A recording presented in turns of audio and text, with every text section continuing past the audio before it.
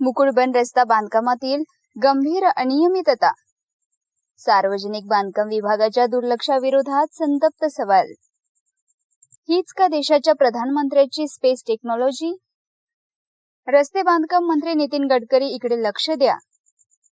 मुख्यमंत्री देवेंद्र फडणवीस इकडे लक्ष द्या.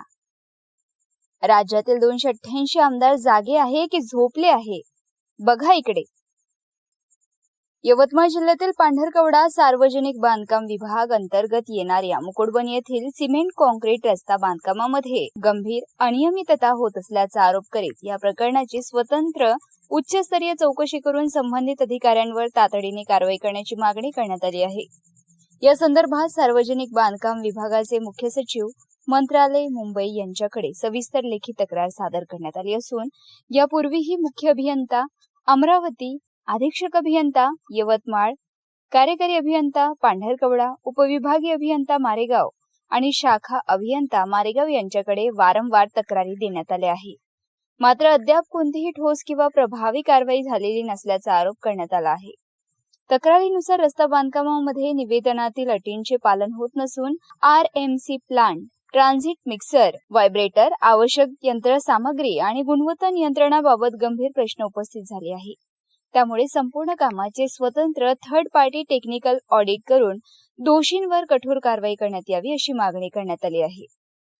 देशाचे पंतप्रधान नरेंद्र मोदी, केंद्रीय गृहमंत्री अमित शहा, केंद्रीय रस्ते वाहतूक व महामार्ग मंत्री नितीन गडकरी आणि महाराष्ट्राचे मुख्यमंत्री देवेंद्र फडणवीस यांना उद्देशून प्रश्न उपस्थित करण्यात आला आहे की देश स्पेस टेक्नॉलॉजीमध्ये प्रगती करत असताना महाराष्ट्रात अशा पद्धतीने रस्ते बांधकाम होणार असेल तर याकडे लक्ष दिले जाणार का?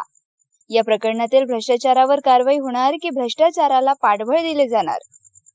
तसेच कार्यकारी अभियंता पांढरकवडा, उपविभागीय अभियंता मारेगाव आणि शाखा अभियंता मारेगाव यांच्यावर चौकशी पूर्ण होईपर्यंत निलंबनाची कारवाई होणार का, असा थेट सवालही करण्यात आला आहे.